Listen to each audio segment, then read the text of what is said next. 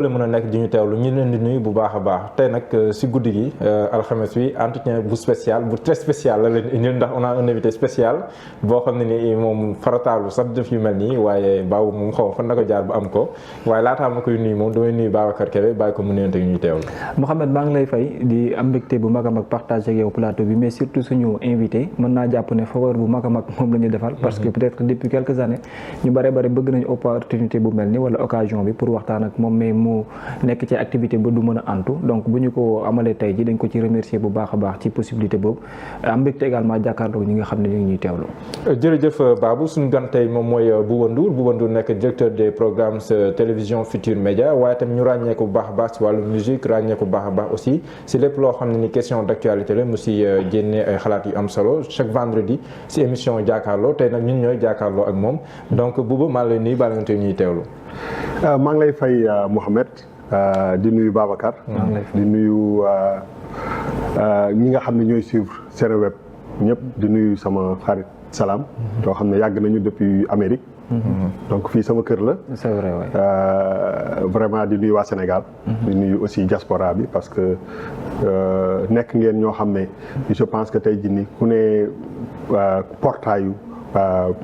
bu Sénégal boo xam ne c'est dans les médias bi njëkk bu ñuy gën a xàmmee Seneweb lay doon donc vraiment mu nekk liggéey bu am solo donc ça me fait plaisir ma dellu si waat fii après quelques années de kii jërëjëf Bouba laaj bu njëkk moom mooy bu ñu wax Bouba si musique la gën a xamee ngay produire ay artistes yu bëree bëri léegi nag bu ñu waxee Bouba peut-être dañu naan télévision Futur Média wax jàkkaarloo kuy wax chaque vendredi si ñett personnage yooyu nga xam ne dafay daje si yow ban moo la si gënal ak nan la Bouba def ba mu nekk ñetti Bouba Ndour bu nekkee sax am na yeneen yoo xam ne ni fàtte naa ko. waaw merci Mohamed bon sans prétention je pense que nit yi aussi dañu war a mën a am capacité di démultiplier wu. et je pense que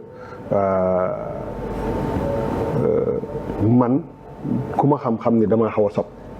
fii ngay génn dugg fii après nga téye si benn affaire jékki-jékki génn si donc man dama nekk nit boo xam ne je suis quelqu'un boo xam ne damay bëgg di am ay challenge ci sama life étape bu ma passé rek ma ne est-ce que du ma def lale te buy ñëw day ñëw spontanément du nekk loo xam ne dama koy préparer parce que je me considère un peu entre guillemets comme un artiste donc approche bi may am day nekk approche bu différente par rapport ak nit yi li ñuy def donc man mënuma figer sama bopp ci benn kii ne man ñetti nit laa wala kenn laa parce que je jàpp naa ni ku nekk particularité bi nga am yow la ko yàlla defal mais je pense que war nañu mën a aussi explorer yeneen horizon bu mu mënti nekk boo xam ne nit ñi sax des fois duñ la ci foog parce que effectivement muy musique muy média yëpp peut-être que au départ j'étais pas destiné à faire ça donc c'est ouais. lan nga bëggoon doon non en fait. wala lan nga naroon doon. man peut-être benn comptable. peut-être parce que j'avais initié ay cours de ci foofu mais benn moment je pense que la fibre là m'a rattrapé. et par la force des choses peut-être que si famille bi may évoluer les opportunités qui se sont présentées devant moi après j'ai peut-être shifté. et après c'est là où tu développes yenn sensation yi yenn esprit yi et je pense que le plus ngay dem le plus tu te retrouves parce que peut-être boobu xale nga et sooy màgg tu retrouves naturellement ton chemin donc man su ma doon qualifier sama bopp may bëgg a nekk benn nit boo xam ne je suis ni may aborder mbir yi daal c'est assez artistique c'est un peu plus je sors un peu de tout ce qui est carré quoi tout ce qui est figé. d'accord ci benn instant am na fu ñu la foo xam ne farañ la xam Mouhamed mu ngi koy wax mais ndax mën nga ñu dellu ci chaîne de transformation bi. est-ce que c'est une chose boo xam ne en certain moment dafa arrivé nga imposer ko sa bopp wala ndax les opportunités moom lañ la ibbil à travers quelqu'un wala à travers des faits wala une situation nga ne naa dem ak comment est-ce que la chaîne boobu noonu amee. mais diggante États-Unis bi ak Sénégal bi ak musique bi ak télévision. waaw mais je pense que damay wax que may na waxtaan ak sama benn xarit ma ne ko ci man bi may dem Amérique suñu président actuel.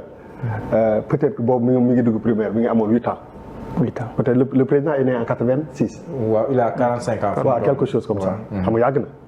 yàgg na boobu moi j'avais peut-être 16 ans quelque chose comme ça 17 ans ma dem Amérique xam nga boobu yàgg na. donc boo xoolee boobu ba léegi li nga ci mën a accumulé en termes d'expérience je ne pense pas que am na dëkk bu ci àddina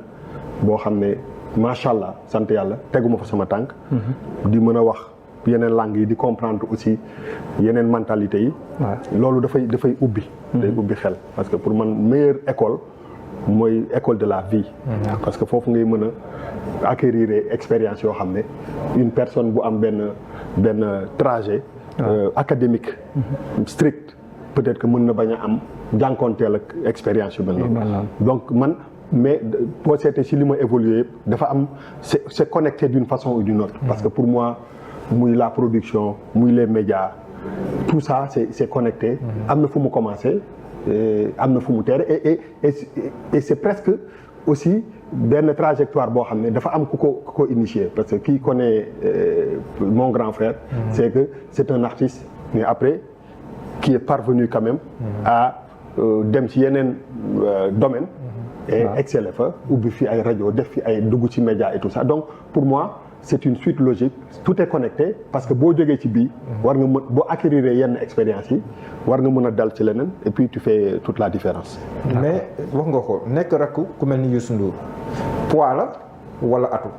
yenn saa yi tamit loo def ñu rapporté ko Youssou Ndour rakku Youssou Ndour yenn saa yi la ñuy gis yenn saa yi lu nekk ñu rapporté ko si moom est-ce que day diis yow wala ndax day nekk loo xam ne nii atu la pour sa wàll boobu. oui pour man loo gis rek ci àddina opportunité la avant muy nekk benn inconvénient.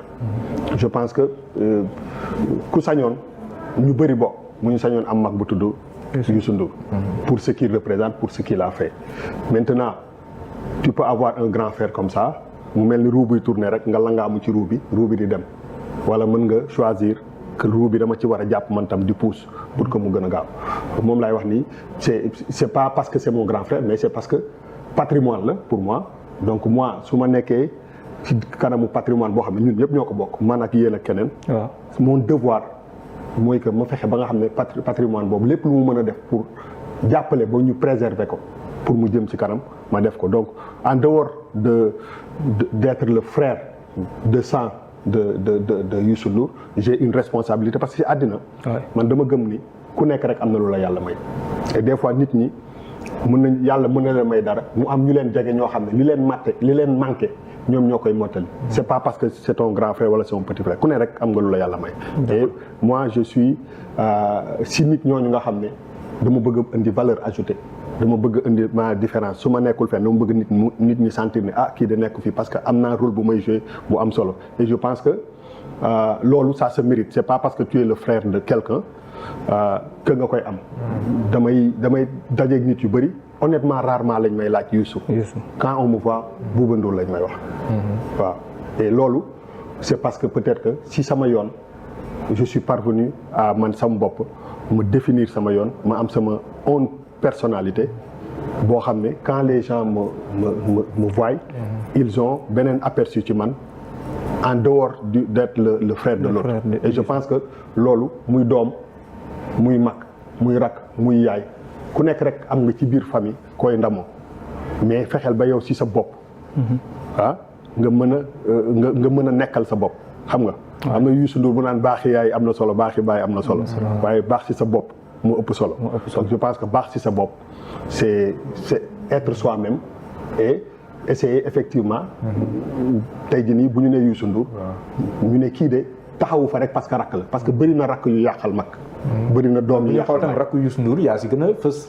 ñoom kenn du leen gis mais yow da lay gis ngay jël ay position même Youssou Ndour sax il est très discret yow booy xool yaa jël ay yenn position tous les vendredis ñu lay gis loolu tam c'est une option am déet waaw mais xam nga ci par exemple ci famille ñu am na ñoo xam ne par la force des choses yàlla moo leen di exposer mais dans ma famille chacun a un rôle à jouer un rôle très important d'ailleurs en tout cas tous ceux qui travaillent avec lui ont un rôle qu'il joue boo xam ne peut-être que man mënu ma ko jouer ñoom ñoo koy jouer moo tax ma ne affaire bi chaîne la mais en dehors de ça tout ce qui sort de ça ce n'est pas Youssou Ndour c'est moi donc je ne peux pas imputer ko loolu wala nii parce que moom laa lay wax ni je suis moi je ne suis pas Youssou Ndour ni quelqu'un d'autre je suis Bouba Ndour donc ci li ma nekk noonu am na ci Youssou Ndour am na ci wàll mais man wàll bi ci gën a mag man maa ko moomal sama bopp. yow bokkoo fekkee ma si boole. non. pourquoi cette option. mais moom laa lay wax ni parce que man j'ai jamais milité ci parti politique tout simplement parce que c'est une option maintenant je suis pas obligé bokk fekkee ma ci boole parce que ñun dañu nekk suñu baay boobu yàlla na ko yàlla yërëm te yéexi ñu daf ñu yar ci diversité d'opinion de position c'est pas parce que bokkuma fa que dama ko contre mais je ne suis pas obligé bokk fa parce que pour man ci yoon ku nekk am nga sa yoon boo xam ne da nga ko jël am na loo xam ne en tant que mag ak rakk wala en tant que doom ak waajur ak doomam war ngeen ko mën a bokk mais am na loo xam ne ku ne yaa ko moomal sa bopp et moi dama jël option wu ba fii ma toll nii ne pas militer ci benn parti politique bu mu mënti doon su ma amoon xalaat bu may jox ba dinaa taal sama oto ba ci nopp bi ma ne ko Youssou je pense ceci ou cela dama lay jox benn anecdote Youssou Ndour nekk na fi ministre de la culture et kii et du tourisme musuma xam bureau fu mu nekk xaw ma ndax ville la ne xaw ma ndax ci route de Ouakam bi mi ngi may seetaan ñi may seetaan maanaam mosoo fa dem dama xamul sax fu mu nekk ba fay dem ci diir bi mu nekk ministre yëpp déggoo ma ne la nekk na ministre ba kii musuma xam fan la bureau nekk ndax ville la wala point E la wala dara je le voyais sax presque rarement moment bi mu nekkee ministre parce que c'est un autre monde et ça ne m'intéressait pas et je pense que la meilleure façon aussi de libérer les gens c'est de les laisser travailler jël seen ay options mais ça n'a jamais été benn affaire boo xam ne dama ne parce que c'est mon frère dama war a dem kii bi parce que aussi c'est deux choses complètement différentes. après mu ñëw foofu si yow. mais Youssou Ndour ay woyam da nga doon gis sax opposant Ousmane Sonko bu koy woy satellite at yu mel noonu. dans la foulée ma dalaloon fi